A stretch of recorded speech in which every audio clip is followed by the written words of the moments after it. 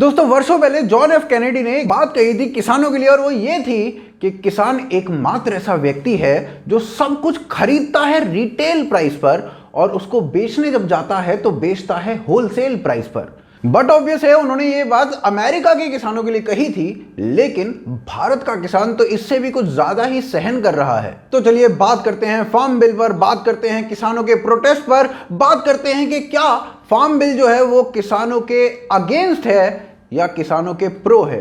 आप देखते रहिए आज की ताजा खबर।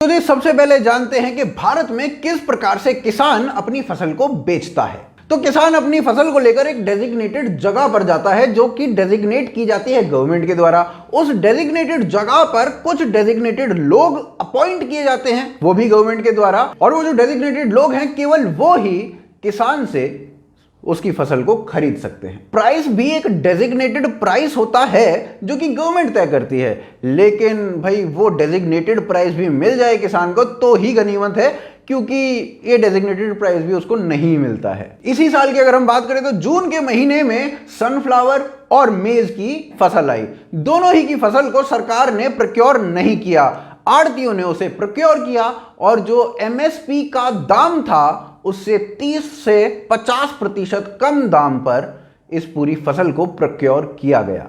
आपने सैकड़ों वीडियोस ऐसी देखी होंगी जिसमें किसान सड़क पर टमाटर बिखेरता हुआ जा रहा है, दूध बिखेरता हुआ जा रहा है, या फिर कुछ और फसल को बिखेरता हुआ जा रहा है केवल प्रोटेस्ट करने के लिए। और वो प्रोटेस्ट क्यों करता है पता है आपको? तो इसे मैं एक एग्जाम्पल से आपको समझाता हूं। साल 2018 महाराष्ट्र, एक किसान अपनी पूरी टमाटर की फसल को लेकर मंडी में पहुंचता है और मंडी में टमाटर की फसल का जो दाम लगाया जाता है वो लगाया जाता है 20 किलो की एक क्रेट का दाम 20 रुपए।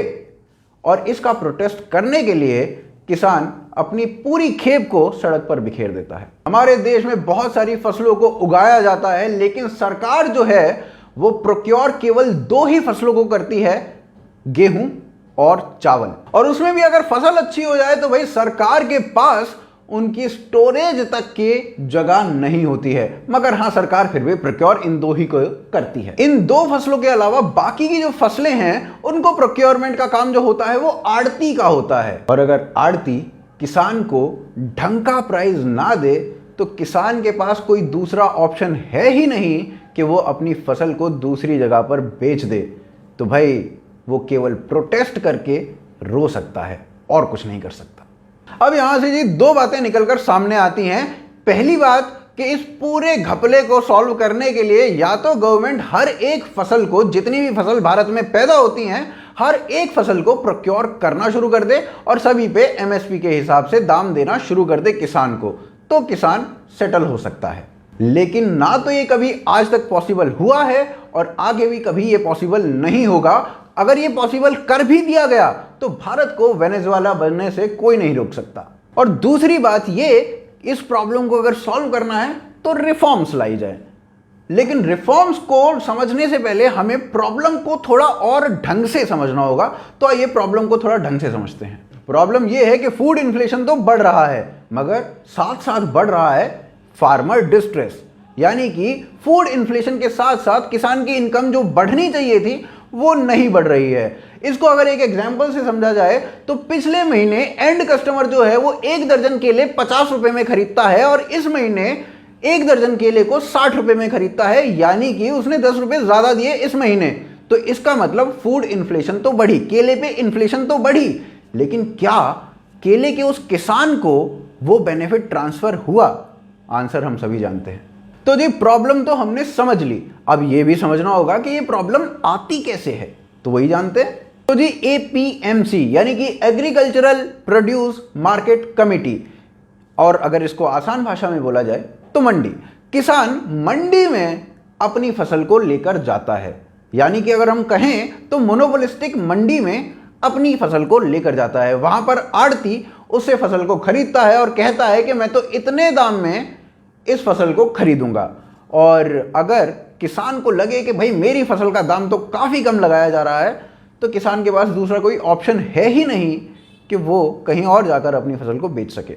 अब किसान को जब ये कहा जाता है कि भाई इतने में ही खरीदेंगे, बेचना है तो बेचो, नहीं तो नहीं बेचो, तो भाई किसान अपनी फसल को या तो उतने में बेच देता है। अब बस इसी वजह से एंड कस्टमर के लिए केला 50 रुपए से 60 रुपए तो हो जाता है, मगर किसान की आय में कोई फर्क नहीं पड़ता। तो जी प्रॉब्लम भी समझ में आ गई, कॉज ऑफ प्रॉब्लम भी समझ में आ गया। अब बात करते हैं कि प्रॉब्लम का सॉल्यूशन क्या है, यानी कि रिफॉर्म्स की बात करते हैं। तो जी 2 बिल्स को लोकसभा के अंदर पास किया गया। पहला फार्मर प्रोड्यूस ट्रेड कॉमर्स, दूसरा farmer agreement of price assurance and farm services bill 2020। ये बिल अब कहते क्या हैं? ये बिल कलेक्टिवली ये कहना चाहते हैं कि किसान को अब आजादी दी जाती है कि वो अपने हिसाब से चुन सके कि वो अपनी फसल को कहां बेचना चाहता है। अगर वो पहले की तरह आड़तियों को बेचना चाहता है तो उसको आजादी है वो पहले की तरह ही आड़तियों को बेचता रहे। उसको दूसरी आजादी ये दी जाती है कि वो अगर किसी प्राइवेट कंपनी को, प्राइवेट ट्रेडर को बेचना चाहता है तो वो भी कर सकता है। या फिर पंजाब का किसान अगर बेंगलोर की मंडी में अपना फसल को बेचना चाहता है तो वो भी कर सकता है। तो उसको खुली छूट है कि वो कैसे क्या करना चाहता है। अगर मैं इसको एक एग्जांपल के थ्रू समझाऊं तो अगर आपकी शादी होनी है और माँ बाप पहले आपके लिए लड़का या लड़की को ढूंढते हैं और बिना उससे मिलवाए, बिना उससे दिखाए आपकी शादी करवा देते हैं, और अगर लड़ाई झगड़े होते हैं, कुछ भी होता है, तो भाई आपके पास उस शादी से निकलने का कोई उपाय नहीं है। आपको या तो आत्महत्या करनी पड़ेगी या फिर रोना पड़ेगा। और दूसरा सिनेरियो ये है कि आप अपनी पसंद से लड़की या लड़के को ढूंढें और उसके बाद अपने माँ बाप से कहें कि भाई इससे शादी करनी है। या फिर माँ बाप भी अगर आपके लिए लड़का या लड़की ढूंढ रहे हैं तो वो आपकी पसंद का पूरा ध्यान रखें और आपसे ही पूछें कि क्या ये पसंद है, क्या ये पसंद नहीं है। और उसके बाद भी अगर गड़बड़ हो जाती है तो आपके पास उस शादी से निकलने का भी एक ऑप्शन है। और इसमें अगर आप चाहें पहले वाले तरीके से ही आपकी शादी हो तो वो भी ऑप्शन आपके पास अवेलेबल है। अब ऐसे देखा जाए तो भाई स्कीम लग रही है बढ़िया, लेकिन फिर भी प्रोटेस्ट क्यों हो रहे हैं? तो आइए वही जानते हैं कि प्रोटेस्टर्स की डिमांड क्या है। तो जी मेजरली जो प्रोटेस्ट हो रहे हैं वो हरियाणा और पंजाब में हो रहे हैं। अब इनकी डिमांड ये है कि पहले लाइसेंस देकर एक आदमी को सेलेक्ट किया जाता था कि ये यहां पर ट्रेड कर सकता है। वो जिसको लाइसेंस दिया गया था उसकी एक क्रेडिबिलिटी होती थी। अब गवर्नमेंट कह रही है कि कोई भी जिसके पास पैन कार्ड है वो जाकर ट्रेडिंग कर सकता है। तो भाई कोई भी जो आ रहा है उसकी क्रेडिबिलिटी का क्या हिसाब किताब। तो जी मेजरली प्रोटेस्ट जो हो रहे हैं वो हरियाणा और पंजाब में हो रहे हैं। हरियाणा और पंजाब में जो मेजरली फसलें उगाई जाती हैं वो गेहूं और चावल की उगाई जाती हैं, जिनका प्रोक्योरमेंट जो है वो गवर्नमेंट खुद करती है, यानी कि इनको एमएसपी पर इनका दाम मिल जाता है। अब जो बाकी की फसलें उगाने वाले लोग हैं उनको क्रेडिबिलिटी से ज़्यादा जो इशू है वो इशू होता है दाम का। उनको बेटर दाम अगर मिल जाए तो मेरे ख्याल से उनको बेटर यही बिल पड़ेगा। वहीं अगर किसी को क्रेडिबिलिटी का इशू है तो आपके पास ट्रेडिशनल वे हमेशा ही उपलब्ध है, आप उसी वे से अपनी फसलों को बेचिए, क्या दिक्कत है। अब इन प्रोटेस्ट का जो दूसरा कारण बताया जाता है वो ये बताया जाता है कि अभी तक गवर्नमेंट एक ट्रेड फी लगाती थी आड़तियों को। जब आप सामान बेचने जाते थे आड़ती उस फी को किसानों के ऊपर लगाता था, यानी किसानों से लेता था और इसी तरीके से यहां पर ट्रेडिंग होती थी। लेकिन गवर्नमेंट अब उस ट्रेड फी को हटा रही है। अब इससे होगा क्या? होगा ये कि किसान के ऊपर अभी मंडी में तो ये ट्रेड फी लगाई जाएगी, लेकिन अगर किसान बाहर बेचता है तो ये ट्रेड फी नहीं लगाई जाएगी, जिससे बाहर एक बेटर दाम के ऊपर किसान बेच पाएगा। और जब बाहर किसान बेटर दाम पर बेचेगा तो एंड कस्टमर को बेटर दाम पर वो कंपनी आगे बेचेगी, जिससे कि उसका माल आगे बिकेगा।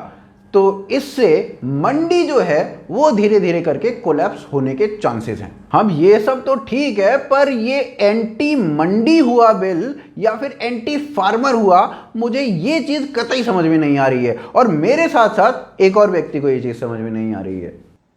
To me it's very clear that it is something like the delicensing of industry in 1991, because you are giving a better choice and of the markets where the processors and the farmers, or exporters and the farmers, or retailers and the farmers can join together. So the intermediation cost is likely to come down. There are two parts of this game. One is the politics part, because some states are upset that their mandi fee and all those revenues are likely to decrease. It reminds me of Indian Airlines times when there was only one airline and monopoly, and could be high prices and lower quality. And when you create a competition and create 5 more airlines in the country, then the consumer gains. So the farmers should gain out of this. ये हैं doctor Ashok Gulati, जो कि देश के सबसे बड़े agricultural economist हैं। तो भाई राजदीप सरदेसाई प्रो मोदी तो है नहीं, और इंडिया टुडे भी प्रो मोदी है नहीं। तो भाई इस शो में अगर आकर एक इकोनॉमिस्ट, एक एग्रीकल्चरल इकोनॉमिस्ट ये कहता है, तो ये प्रोपेगेंडा तो नहीं होगा। I think I am quite sure about this. बहुत सारे इकोनॉमिस्ट को ये जो बिल है ये उसी तरीके से लग रहा है जैसे कि 1991 में बिजनेस रिफॉर्म्स हुए थे। ये रिफॉर्म एग्रीकल्चरल के लिए लिबरलाइजेशन का काम करेगा। इस बिल को अगर ओपन माइंड से पॉलिटिक्स को साइड करते हुए देखा जाए तो शायद किसानों के लिए काफी जरूरी है। उम्मीद करते हैं पॉलिटिक्स साइड होगी, किसान इस बिल को ढंग से पढ़ेंगे और ये सभी प्रोटेस्ट जो हैं वो धीरे धीरे खत्म हो जाएंगे। उम्मीद है आपको वीडियो पसंद आई होगी, आप इस वीडियो को ज्यादा से ज्यादा लोगों तक पहुंचाएंगे और साथ ही साथ आप हमारी वीडियो को लाइक करेंगे, कमेंट करेंगे और हमें सपोर्ट करेंगे patreon.com पर, और ज्वाइन बटन के थ्रू। दोनों ही की जो लिंक्स हैं वो पिंड कमेंट में हैं, वो डिस्क्रिप्शन में भी दिए गए हैं। आप हमें फेसबुक, ट्विटर, इंस्टाग्राम सभी जगह फॉलो कर सकते हैं। आप देख रहे हैं आज की ज़्यादा खबर। जय हिंद, जय भारत।